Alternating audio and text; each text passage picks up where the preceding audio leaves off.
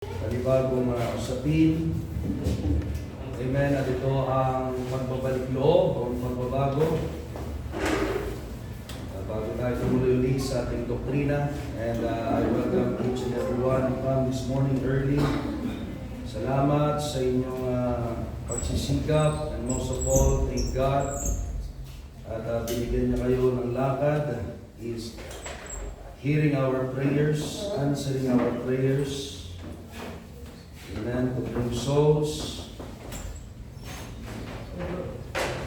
Pakihandaan ng inyong mga Bible. Pakihandaan ng mga babasahin. Pakihandaan ng inyong mga puso at notebook. Especially mga nagpapalagad. Napakahalaga ng pagbabago. Napakahalaga ng mga nagbabalik loob sa Diyos. Pagkat ito ang image and foundation of Christianity. From Jesus Christ, He bring change, conversion, and transformation in the hearts of men and women. Kaya ito ang mukha ng church. Ang pundasyon mula kay Kristo, binigyan niya tayo ng matatag na simulain at dinalhan niya ng larawan ng pagbabago ang puso ng bawat isa. Kaya ito ang ating pag-uusapan ngayong umaga. Sinong gustong baguhin ng Diyos? Amen. Sinong gustong magbalik loob sa Panginoon? Amen. Sama pala natin ngayon si Brad Pitt. Amen. Saya-saya lang. God bless. Thank you. Toy, at ikaw ay masaya ngayong umaga. Kailangan natin maging kagaya ng isang bata, marunong umiti. Amen. Mga matatanda, masyadong seryoso. Okay? Ang ating main text ay nasa 1 Timothy chapter 1 verse 15.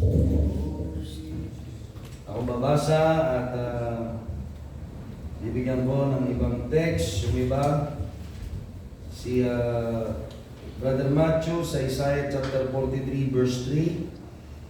At magiging memory verse niyan. Tapos kay Brother Jerison, 1 Timothy chapter 1 verse 15, yung aking babasahin, ay magiging memory verse mo rin. Tapos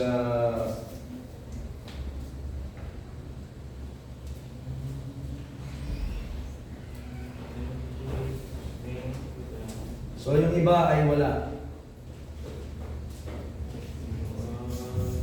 Masaya kayo, wala kayong sasaudoyin, ano? Pero magre-recite kayo mamaya. Then I will assign some verses. Ay, papasa ko sa chat group para sa inyong sasaudoyin next week. At i-recite. At ipakihanda ng inyong i-recite mamaya. Ang sabi dito, mga kapatid, bago tayo manalangin, sa 1 Timothy chapter 1 verse 15, tapat ang salita at nararapat ang dati ng lubos na si Kristo Jesus ay pumarito sa sanlibutan upang iligtas ang mga makasalanan, na ako ang pangunahin sa mga ito. Buksan tayo ni Brother Ezekiel. Magsita tayo lahat, palakpakan natin ang Panginoon.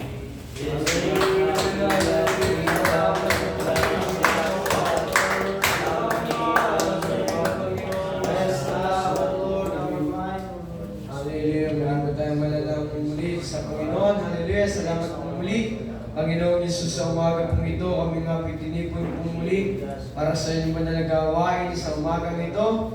Samahan niyo po kami sa pangunang gawain ng Sunday School. Samahan niyo po kami, Panginoon, sa aming pagbubulay-bulay po muli ng iba na salita. Ipahayag niyo po muli sa amin, Panginoon, ang nais niyo pong ipahayag. Yes. Gusto niyo po muli ang aming mga isipan, Panginoon. Iniimbitahan niya po namin muli ang iyong banal na Espiritu, Panginoon, sa aming kalagitnaan. Kami po yung mapuspos ng iyong banal na Espiritu at kami maliwanagan, Panginoon, sa bawat mga ipapahayag niyo po sa amin. At sa aming tatalakayan po muli sa umagang ito, magsilbi nga po itong aral sa amin. Amen. Maging nga po kami nga matalino at magamit po namin ito sa pagbabahagi. Yes. At nagkakarunungan mula po sa inyo, Panginoon. Ingatan niyo po kami, Panginoon Jesus, sa umagang ito. At nawa po, Panginoon, ang iba pa namin mga kapatid ay makarating ng maaga, Panginoon. Yes. Kung sila'y makaabot sa aming mga pag-aaralan. Tulungan niyo po kami, maging sa mga pag-recite ng mga verses. Amin pong ito isabuhay, Panginoon, at isa puso, hindi lamang sa uluhin. Tulungan niyo po Amen. ang Panginoon. Praise Ito nga God. pong patuloy na manatili sa aming buhay. Maghari ka nga po sa amin, Panginoon. At inamin ko na pong muling pagbubungan ang gawain nito sa pangalan ni Jesus. Jesus. Amen. Amen. Okay, sige, mag-aasayin ako karagdagan ng Brother Ezekiel ay Gawa, Kapitulo 2, versikulo 41. Kay Sister Hannah ay Gawa, Kapitulo 2, versikulo 42. 2:42 ng Book of Acts. Kay Sister Mary ay Book of Acts, chapter 2, verse 43. Kay Brother Daniel ay Book of Acts chapter 2 verse 44. Kay Brother James ay Book of Acts chapter 2 verse 45. Kay Brother Orlando ay Book of Acts chapter 2 verse 46. Okay.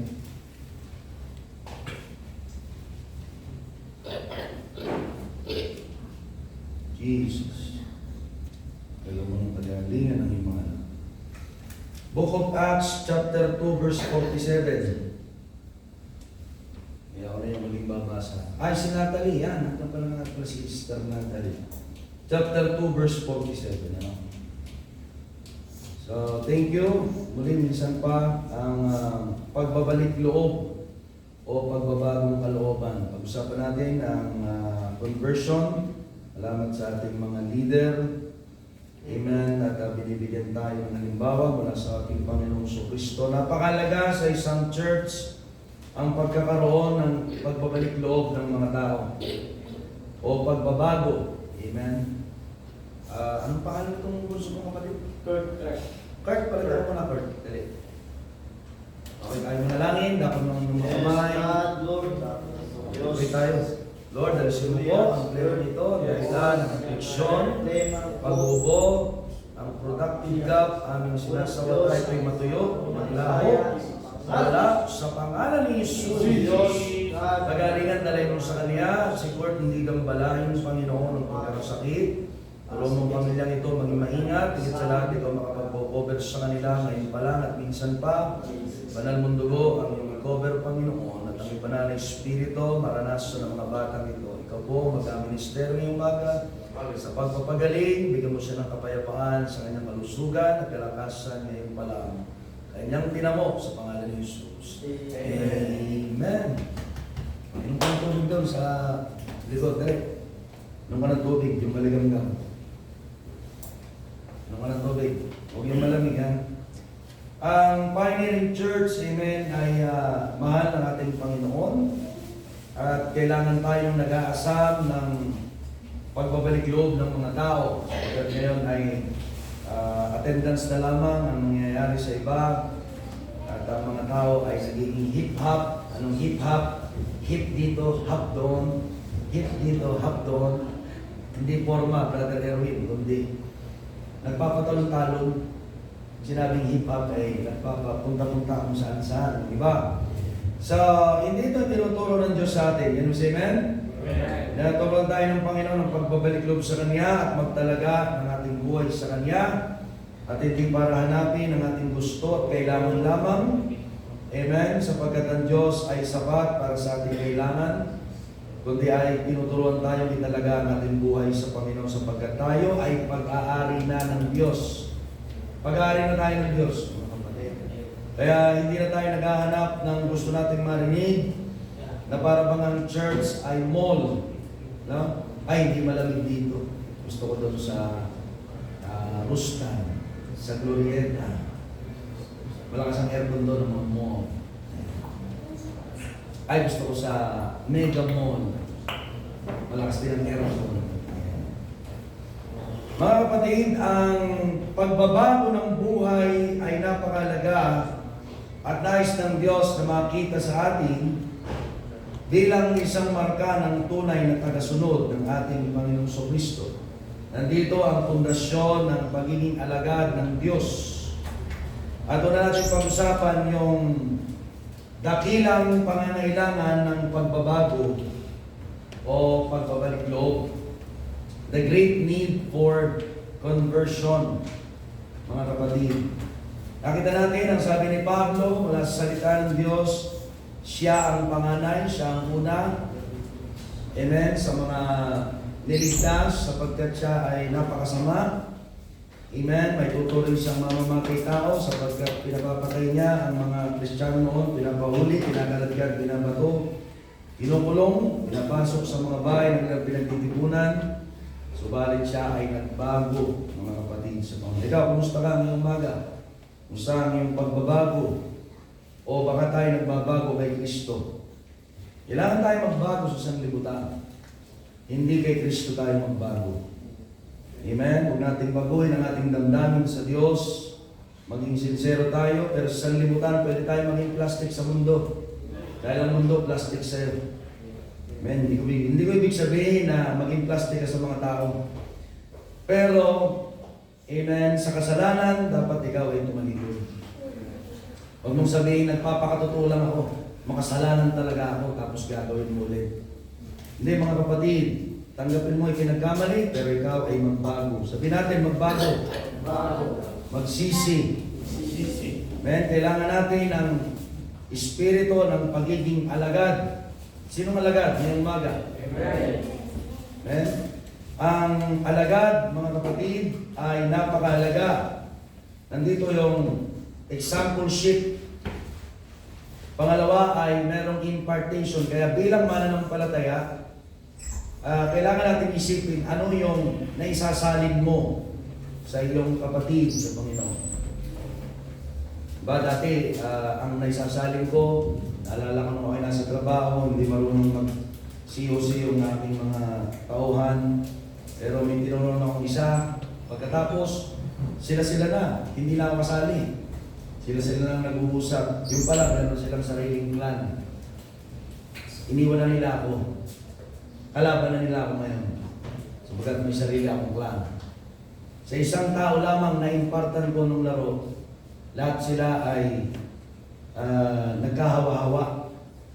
At ang title ng kanilang clan ay Warehouse Clan. Sa lahat ng warehouse man ay nagsapi-sapi, meron silang sariling samahan.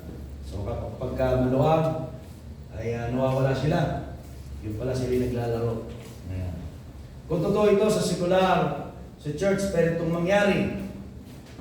Kung ano ang pamumuhay mo bilang isang tao o isang mananampalataya ay pwedeng malipat sa iba. So bukod sa exampleship and impartation, nandyan yung totoong pakikisama sa ministeryo. As a member of Church of Jesus Christ, mga kapatid, we need to involve in ministry. Kailangan tayong kasali sa gawain ng Diyos. Amen? Hindi yung sa pagdalo lang. Kundi kung anong ginagawa. Lalo na kung meron tayong vision na evangelism, discipleship, and church planting, we should involve sincerely in our ministry. Thirdly is yung Holy Ghost o Holy Spirit dimension. Amen? Nasa sukat ka ng Espiritu Santo. Although ikaw ay nasa laman, yet you are walking in flesh. You're walking in spirit. And your faith, amen, is yielding in the presence of the Holy Spirit. Kaya kapag ikaw ay nananalangin, ikaw ay nagsasalita. Hindi ka na bubulong-bulong na parang Katoliko. Hindi ka rin nagpapaulit-ulit ng panalangin. Amen? Kundi sinasabi mo ito mula sa iyong puso. Di kayo nakikipag-usap ng tahasan sa Panginoon para sabihin ang kailangan mo. Ikaw ay nagwilika. Ikaw ay nagbabayad. Ikaw ay nagpapatong ng kamay. Ikaw ay nagpapatotoo. Ikaw ay nag-aakay ng mga kaluluwa. Ikaw ay tumatalikod sa kasalanan. Amen? Yan yung Holy Ghost dimension. Okay?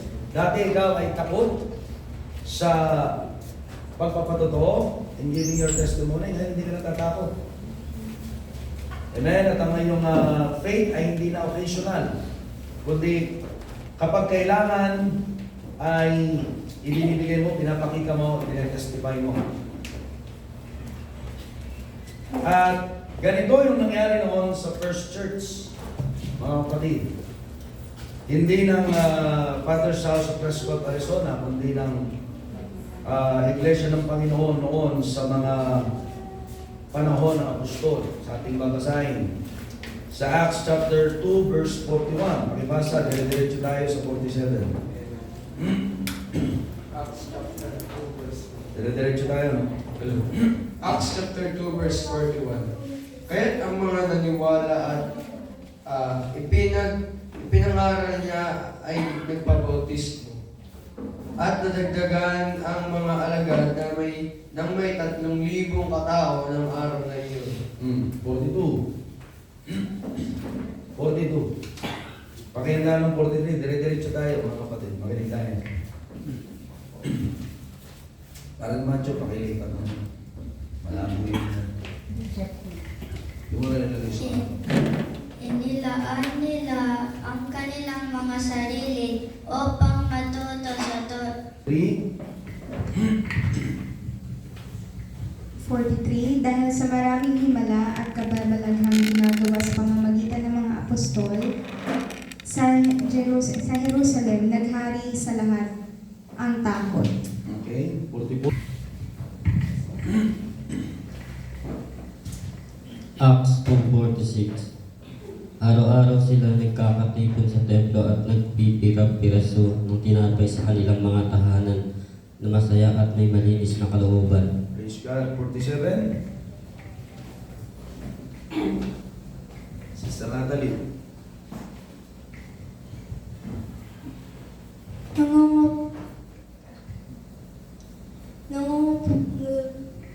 Sige, tuloy mo.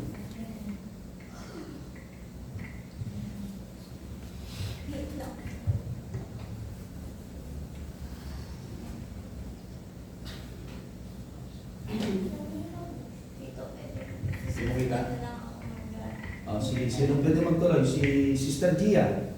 Acts chapter 2, verse 47.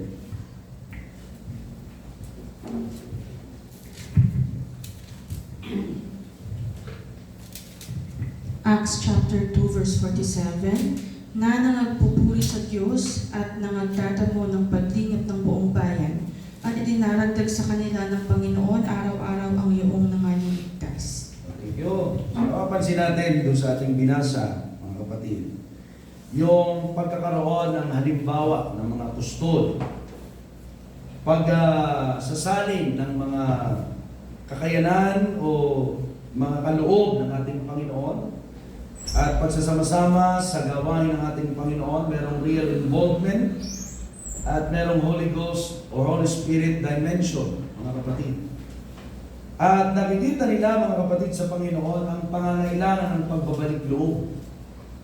E nakita natin dito, ang unang nagbalik loob, 3,000 na mga mananampalataya. Ganon din tayo.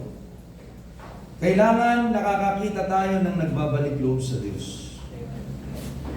Hindi yung naghahanap lang, walang nagbabalik loob. Kailangan natin, mga kapatid, na magkaroon ng personal, amen, na pakikisama sa pagbalik-balik loob sa Diyos. That even us, personally, tayo, may mga bagay pa tayo na hindi pa rin naibabalik sa Panginoon, although alam mo, pinatawad ka na, pero may mga bagay pang dapat ayusin sa iyo sa ugali, pananalita, pakikitungo, sa ating mga adhikain, sa ating mga plano sa buhay. Amen. Kailangan nating mag-participate, kailangan nating ma-involve, kailangan meron tayong personal involvement. Amen. Sa tinatawag na conversion. Hindi pwedeng naghahanap tayo sa iba, pero ikaw, hindi mo kinukumusta ang sarili mo. Hindi mo rin naman kakausapin ang sarili mo, kumusta ka na sa'yo? Tapos ikaw isasagot, okay lang ako. Kundi, kumustahin mo ang sarili mo ayon sa salita ng Diyos. No? Nasaan na tayo? Nasa na ba ako ngayon? Ako 1 taon na mananampalataya. Baby pa rin ba ako? O ako am I getting matured in my faith and relationship with God? Lumalabo ba ako? O yung dati kong takot, takot pa rin ako hanggang ngayon. Yung sinasabi ko dating ako'y mahina, mahina pa rin ako ngayon. Yung dating hindi ako nakakasama sa pag-ayo, ayaw ko pa rin humayo ngayon. Tingnan mo sarili mo. Kung ikaw ay nagbabago, kung nai-impart sa iyo yung Espiritu Santo, nagkakaroon ka ng sukat ng Espiritu Santo. At alam natin, sukat ng Espiritu Santo, pababanalin ka, sasangkapan ka, pagbubungahin ka. Dapat nakikita mo yun. Yung Christ-like lifestyle or living. Kasi ang Espiritu yun is the Spirit of Christ, the Spirit of the Son, the Spirit of His Son, the Spirit of Jesus Christ. Sa mga pinag-aralan natin noong nakaraan. So kung siya nasa iyong puso, dapat nagbabago ka. Hindi mo lamang titingnan, ba't yung kapatid mo hindi nagbabago? Ikaw, musta ka? Baka nakikita sa atin. At yun ang i-impart sa atin. Ang pangangailangan, malaking pangangailangan ng pagbabalik loob sa Panginoon ay dapat nasa kalagitnaan ng Iglesia ng Diyos. Sa mga pioneering churches, sa mga maliliit na church, sapagkat sa malaking church, hindi ito pinapansin. You will come and you will go. Parang Catholic Church. Diba? Walang pakialaman mula sa suot hanggang sa pag-uwi sa pagkatao. Parang ako doon. Nilalam na yung kalakbay ko ay hindi ko pamilya. Kasalanan ko. Wala silang pakialam doon. Hindi rin naman nadi-discern nung nagsasalita sa harap. Hindi ka rin naman kakausapin nung nasa altar. Wala ka rin conviction. Mga kapatid, pero ngayon mga kapatid, tinuturuan tayo magbago ang ating pananaw, our perspective, our viewpoint, amen? Ang ating insight, nagbabago, nakakaroon tayo ng heavenly vision, nagkakaroon tayo ng pangitain, saan ako patungo, anong mangyayari sa akin, approve ba ako sa Diyos, o baka ina-approve mo lang ang sarili mo sa Diyos. Mga kapatid sa Panginoon, we need to check our heart. We need to have a heart check. Kaya kapag pupunta ka sa church, ikaw ay pupunta sa ating heavenly doctor para magpa-check up na walang bayan. Pag pumunta ka kay doktor sa kabila, kailangan mo ng pambayad sa check up. Pero sa church, hindi ka singilan ng doctor's fee. O bago ka umuwi, bayad mo 600. Nagpa-check up ka. Humingi ka pa ng prayer.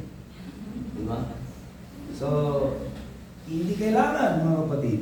Tinuturo sa atin by faith. Amen? Naniniwala tayo that God has an ability to save people, to save soul. Kaya pagdating mo doon, may nakita kang kapatiran, alam ko, naniniwala ako, ayusin ng Diyos ang kapatid ko ito. Pwede akong gamitin ng Diyos sa buhay niya. Pwede ako muna ang ayusin ng Panginoon para matulungan ko din siya na ayusin ng Diyos. Amen ba mga kapatid? You are expecting, amen, conversion. Kapag dating sa ating kalagitnaan, ang Diyos ay kikilos. Na kapag tayo ay nasa gitna ng gawain ng Panginoon, umaasa tayo, we will face obstacle, and yet we will receive victory or triumph. Can you say amen? Ang pagbabago at pagbabalik loob, pansinin niyo po ito mga kapatid, hindi pwedeng hindi ka makasumpong ng pagsubok. Lahat tayo mga kapatid are in the climate of spiritual conversion. Magkakaroon palagi ng barrier or obstacles in conversion. You will see faces of people who are being prostrated, pero kang mapuprostrate sa nakita mo sa kanila. Si sister, nakasimangot ka na rin. Okay? Kailangan makatawid ka sa tulong ng Diyos. Amen? Magalak yung kapatid mo. Ikaw naman naiinis. Ba't masaya siya? Ako hindi. Ba't masaya sister Peli? Ako hindi. Dapat masaya rin ako. Yo, gano'n. Di ba sabi ng Panginoon, makigalak ka sa nagagala. Hindi nakakita ka nung masaya. Ba't siya lang ang masaya? Bakit ako mapaalam? Itong si brother, lagi ko lang nakikita, hindi nangiti.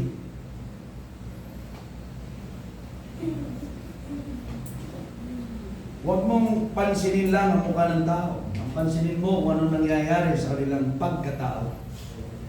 Tulungan mo ang iyong mga kapatid sa paglago at tutulungan ka rin nila. Can you say amen?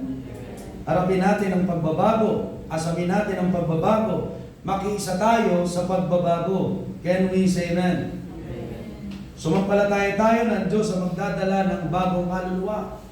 At yan ay magmamanifest and magde-demonstrate firstly in our prayer.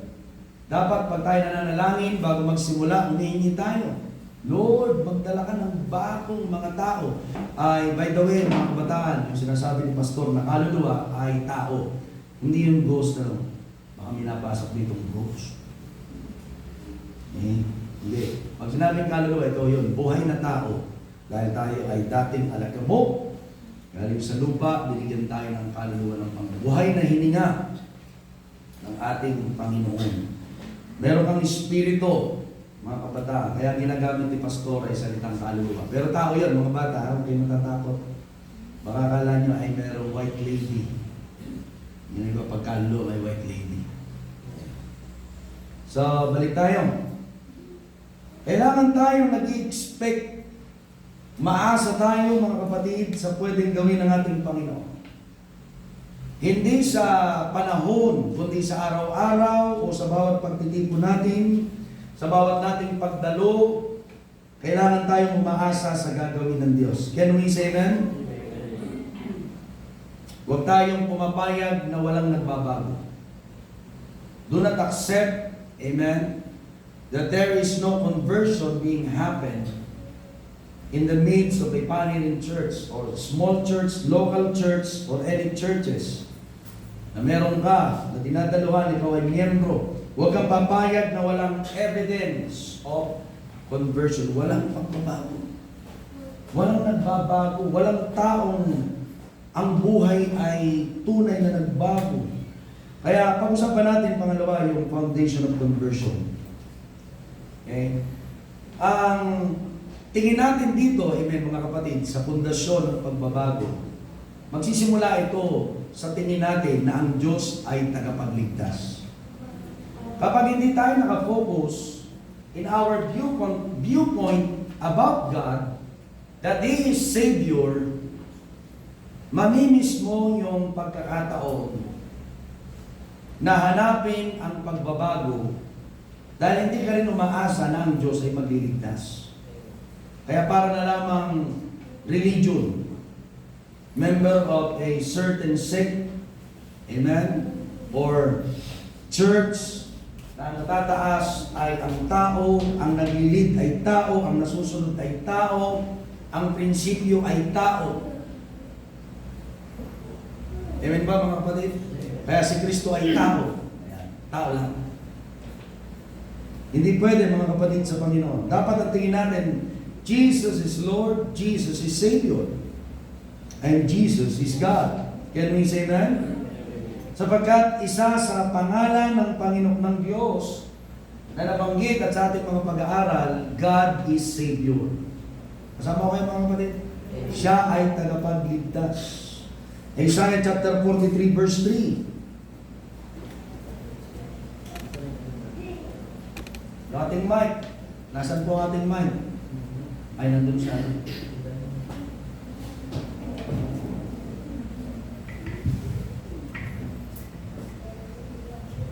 Isaiah 43:3, sapagkat ako si Yahweh ng inyong Diyos, ang banal na Diyos ng Israel na iyong tagapagligtas.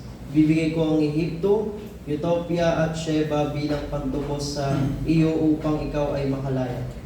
So mapapansin natin mga kapatid, ang pundasyon ng pagbabago, magmumula ito sa ating Panginoong Diyos. Ang ating Panginoong Diyos ay tagapagligtas. Dito pinapakita sa Lumang Testamento, malawak ang kaisipan ng Diyos.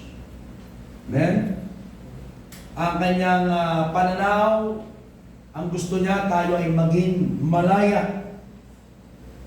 Ang gusto ng ating Panginoon, tayo ay sagipin.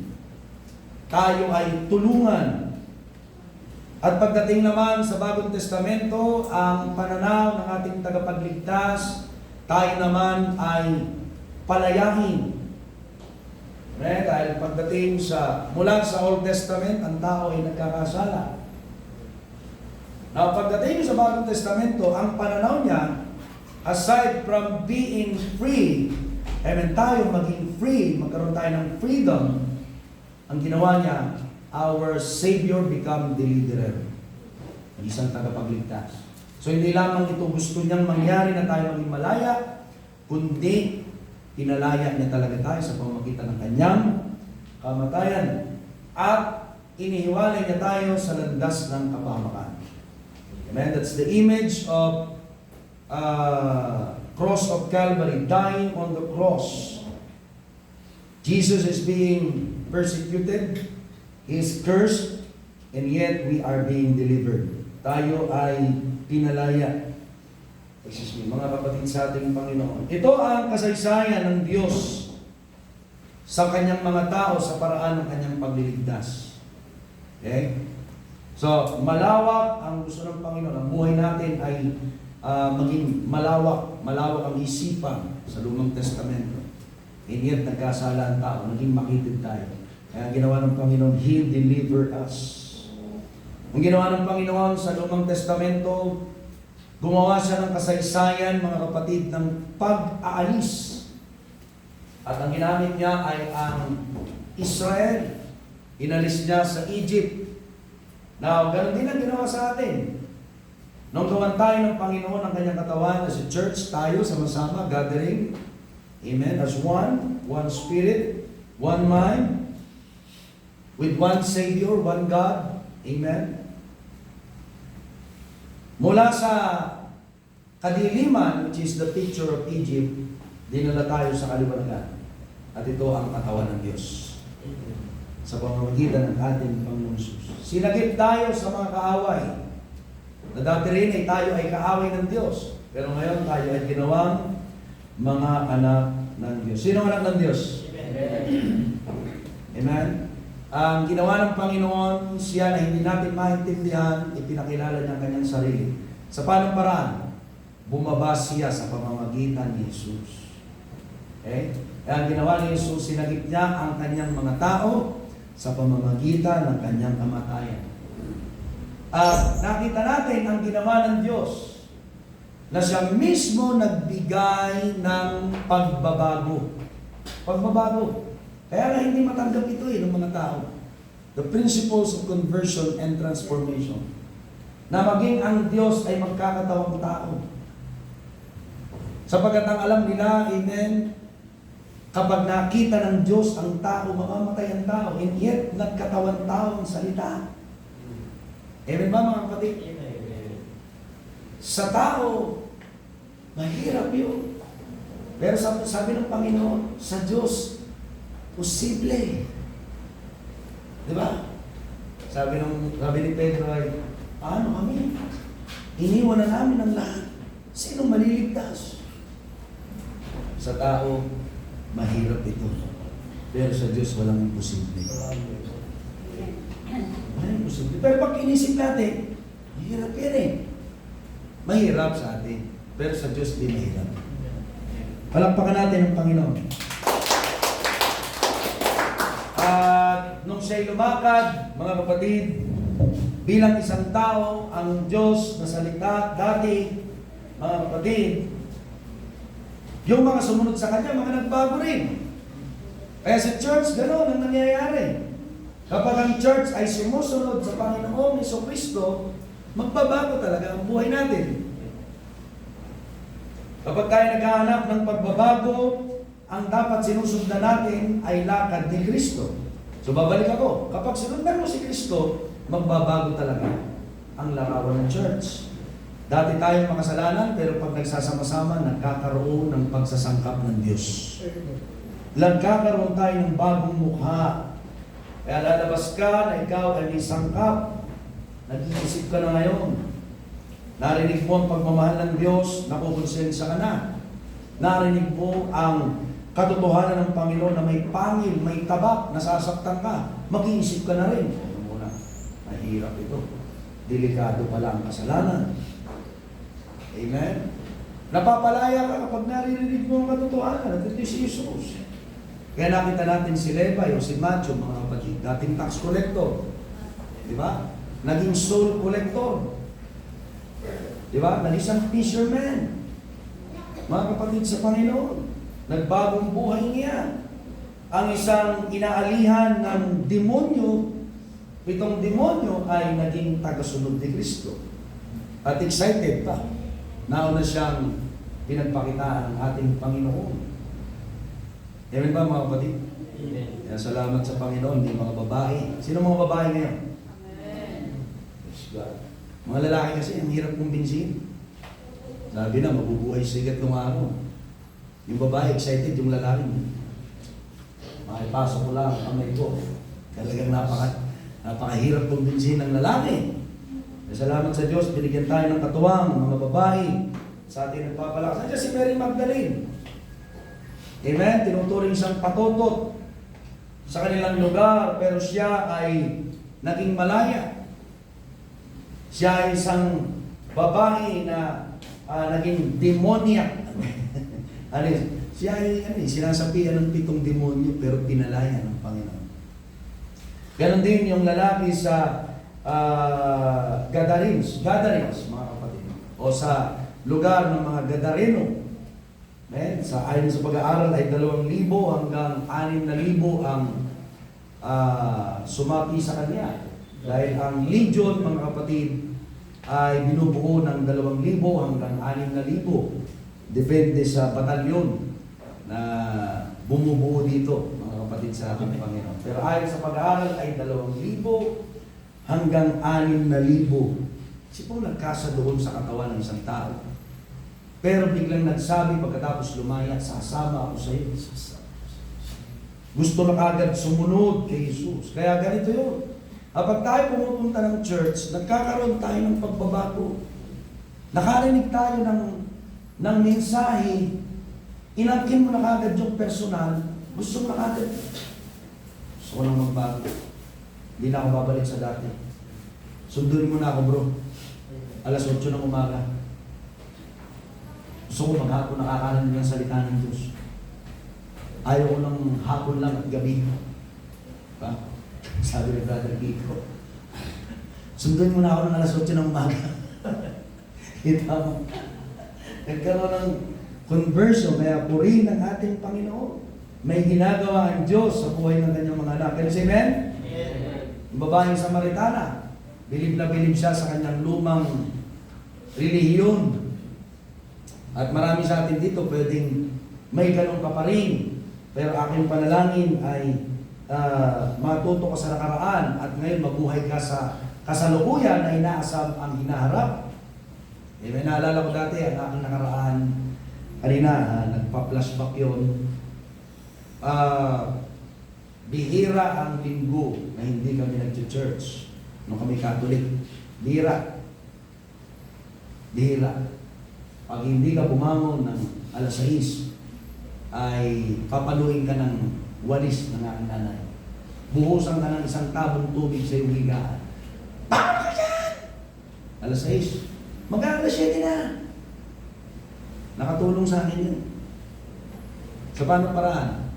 Hindi sa pagsamba sa katotohanan, pero yung development na ang paghanap sa Panginoon ay kailangan mong hindi pinawawala ng halaga, ginamit din ng Diyos. Yan siya, amen? Amen. Mahirap yung ikaw, sabi natin born again, pero okay lang sa'yo yung wala ka sa gawain ng Diyos.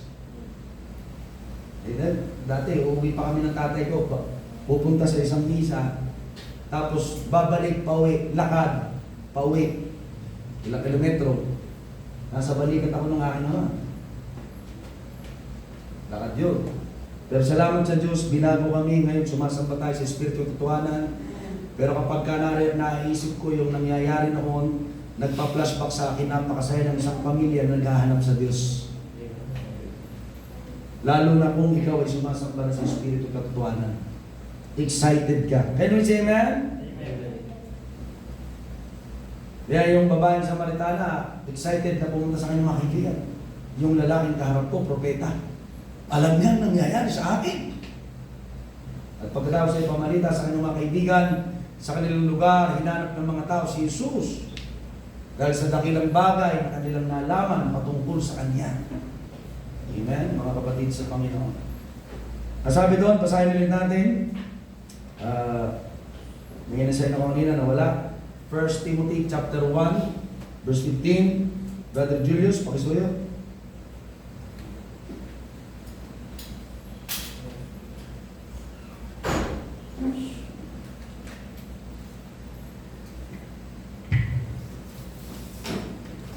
First Timothy chapter 1, verse 15.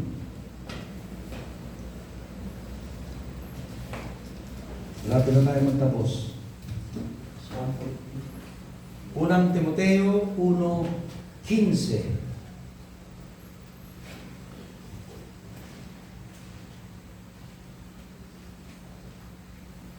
Yeah.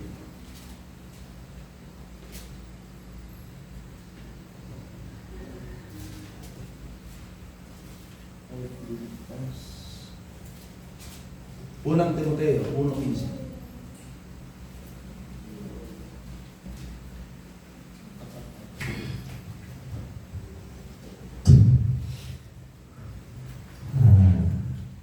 Timoteo chapter 15 chapter 1 verse 15.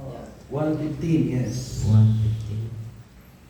Totoo ang pahayag na ito at dapat paniwalaan ng lahat. Si Kristo Jesus ay dumating sa sanlibutan upang iligtas ang mga makasalanan at ako ang pinapaka masama sa lahat ng mga makasalanan.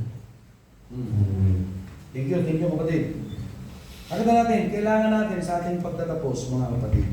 Kagaya dun sa binasa ni Brother Julius. We need to fight for conversion. Ating pagtatapos. Kailangan natin ipaglaban ang pagbabalik loob sa Diyos. Natutuwa ako kagabi. Amen. Sabi ng ating kapatid na kami kakapit-kapit doon sa terrace. Sabi ni Brother Kiko, Pastor, ang dami pang hindi ligtas dito.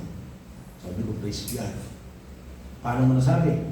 Akala ko kung tuturo niya yung nagiinom doon sa tabi. Pastor, nakita mo yung dumadaan? Oo, ang dami. Dami pang hindi ligtas. Yung nagsasalita, bagong miyembro natin. Pero yung espiritu na nagsasalita sa kanya, hindi siya. Yung nagbago sa kanya, ang Panginoon natin. Can we say amen? Amen. Kaya kailangan natin ipaglaban ang pagbabalik loob ng mga tao. Kaya ngayong umaga, bago tayo magtapos, mahalaga na hanapin natin ang pinakamasama sa lugar natin. Ang ganda ng devotion kahapon, yung huling tanong kahapon sa devotion, kung magkakaroon ka ng kapangyarihan, hatulan ng kasalanan, anong gagawin mo? Nagkasala. Iko-connect ako dito. Dahil tayo nakikipaglaban, dapat makipaglaban para sa pagbalik loob. Hanapin natin ang mga tao na alam mo, tahasang nawawala sa Panginoon. Nagkakasala. Alam mong pinandidirihan ng mga tao. Pinupulaan dahil siya'y naging masama. Maaaring ang tingin sa kanya ay kanimarim-marim sa lugar nila. O siya'y nakagawa ng isang napakalaki o baka mamaya ay ang pinakamalaking kasalanan. Hanapin natin. Pangalawa, pagkatapos hanapin, isipin natin bakit siya naging pinakamasama. Ikinokonekta ko ito doon sa binasa ni Brother Julius. Kasi sabi ni Pablo, ako ang pinakamasama, panganay sa lahat ng masama. Pero niligtas ng Diyos. Ang problema kasi noon, kapag nalalaman si Pablo ay nandyan, tumatakas yung mga tao. Tumatakas sila. Kaya nga nung binago na siya ng Panginoon at hindi pa alam ng iba na siya binago na, kahit binago na siya, pero first encounter sa kanya, nilalayon siya. Kasi ang nakaregister sa utak nila ay, hindi, ito yung nagpapahuli, baka ipahuli tayo nito. Baka hindi pa sa totoong nagbago. Pero salamat kay Barnabas na ang kanyang character at personality ay encourager, tagapagpalakas. Kinumbinsi ang mga kapatiran na sa Jerusalem o nasa church, mga kapatid. Hallelujah. Na hindi, binago siya ng Diyos. Matapang siyang nangaral sa harap ng maraming tao.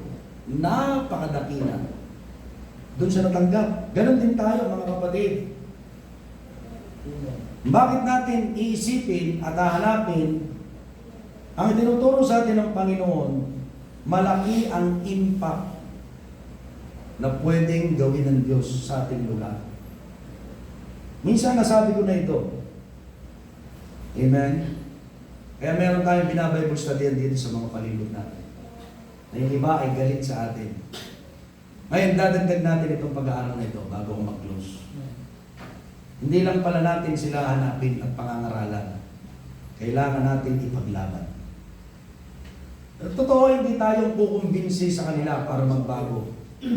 Pero ang aral, kailangan natin sila ipaglaban. Panalangin, puntahan, pangaralan, hikayatin sa Panginoon. Amen ba mga kapatid?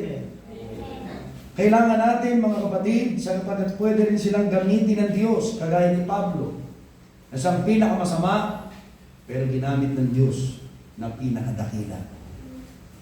Totoo yung sinabi ng Panginoong Kristo. Sinang mas maraming ibabalik na pasasalamat? Yung 50, 50, o yung 500? Sabi ni Pedro, Panginoon, yung pong tinatawad ng mas malaking utang.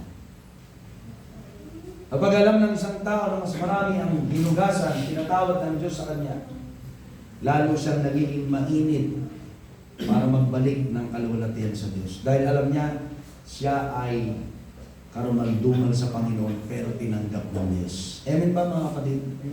Kaya makakatulong ito sa gawain ng Panginoon, magdidiwang ang aral ng Diyos. Kapag po ang hinahanap natin ay isda sa ibang aquarium, wala po yung nadadagdag sa aral ng Diyos. Pangalawa, hindi rin nagpipiesta sa langit. Kasi hindi naman convert yung iyong sinusulwin. Kailangan po ay yung makasalanan. Na kahit isa, pag nagbalik loob sa Diyos, nagdidiwang sa langit kasama ang ating Panginoon. Amen? Muli na naman pupurihin ng Panginoon. Banal, banal, banal, banal siyang namatay para sa atin. Ihahagis na naman ang 4 na nilalang at ang matatanda ang kanilang mga korona. At sasabihin, karapat dapat sa kalulatiang kapangyarihan at pagsamba ang Panginoon.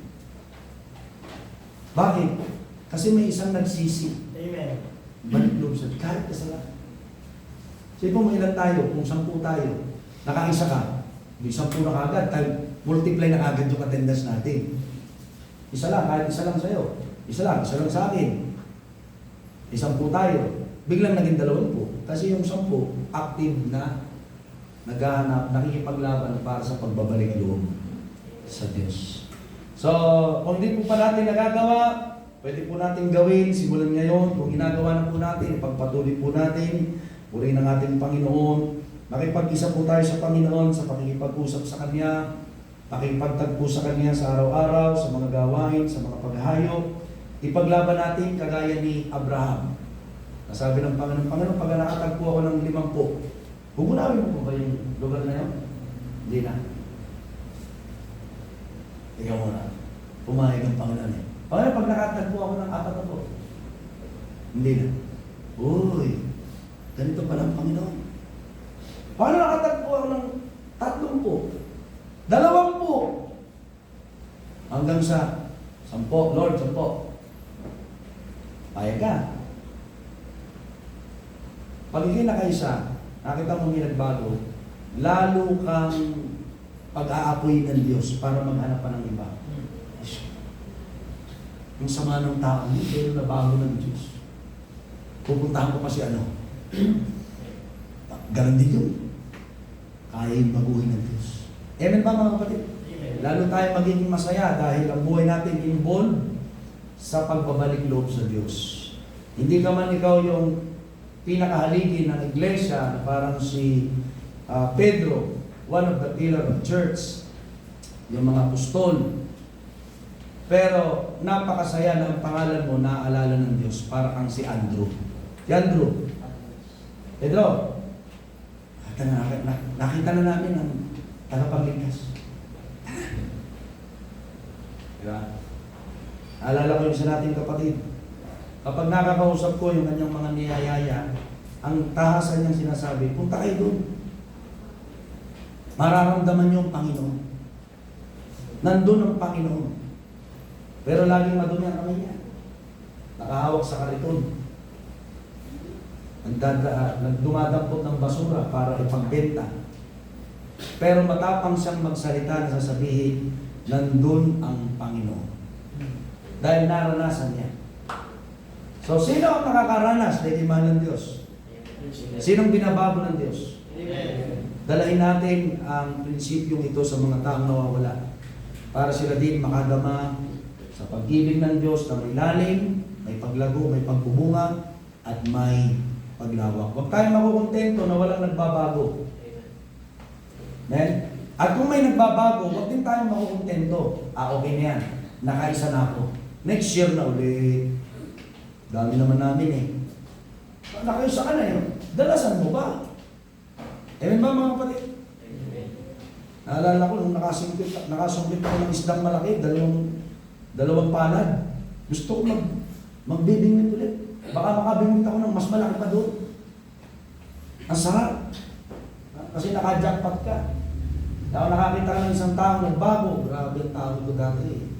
Maghihinom, magsusugat. Umapatay, adik. Pero ngayon, grabing mag-share ng salita ng Diyos. Ang sarap sa pakiramdam. Kahit ang pangalan mo, hindi na nababanggit. Pero alam mo, may ginawa ang Diyos sa buhay ng tao. Ikaw na mismo ang unang pinalalakas. Amen ba mga kapatid? Ang church, lalo na ang karin ng Diyos, nagdidiwang dahil sa mga converts. Kaya manalangin tayo ng converts, ng mga nagbabalik loob sa Diyos. Manalangin tayo, yung ating panalangin. Amen. Yayain natin sila pabalik sa ating Panginoon. At ang Diyos ang nalulugod sa mga bagay na ito. Pagpapalain ka ng ating Panginoon. May kapatid ka, tatay ka, nanay ka, di paligtas, pray for them. Be converted. Can you say that? May pag-asa pa. Kung sa tingin mo sila yung masama, yayain mo sila sa Panginoon. Huwag kang manghihinawa na magsabi. Amen? Matutulungan ka ng Panginoon. Kaya tayo manalangin. Palakpakan mo natin ang Panginoon. Sabihin Diyos, salamat po sa oras na ito. So, ang aming sinasama, pinupuri. Samahan mo ang bawat isa sa amin, Panginoon, na kami, Diyos, ay mag-akay ng mga kaluluwa pabalik sa iyo, na kami din mismo nakikisa sa pagbabago. Tulungan mo nga kami at laging bihisan araw-araw ng mga bagong sangkap, pagbubunga, Panginoon. Ang pag-ugali ay mag-isakdal sa iyo, ang aming mga pananalita, pananaw, balak, aming mga emosyon, Panginoon God, ay nakasalalay sa iyo, hindi sa aming laman. Tulungan mo kami, Diyos, at ikaw po patuloy magdala ng mga bagong ligtas, mga bagong kaluluwa. Samahan mo bawat isa, maging mga magre-recite, mag-meditate sila, Panginoon, lakaran ng iyong mga salita. Hindi manaka ng dyablo ang mga pinag-aaral namin, kundi aming lakaran, Panginoon. Punuin mo po ang lugar na ito ng mga anak mo na magluluwalhati sa iyo. Ilayo mo po sila, Panginoon, sa paggawa ng kanilang sariling kagustuhan ngayong araw na ito. Kundi ikaw ay ipagdiwang sa pangalan ni Jesus. Amen. Palakpakan natin ang Panginoon. Sino po ang mag-resign? Tayo po'y tapos na, pero mag-resign po tayo. Sino po unang mag-resign? Oh, Brother Matthew. Amen. Sige,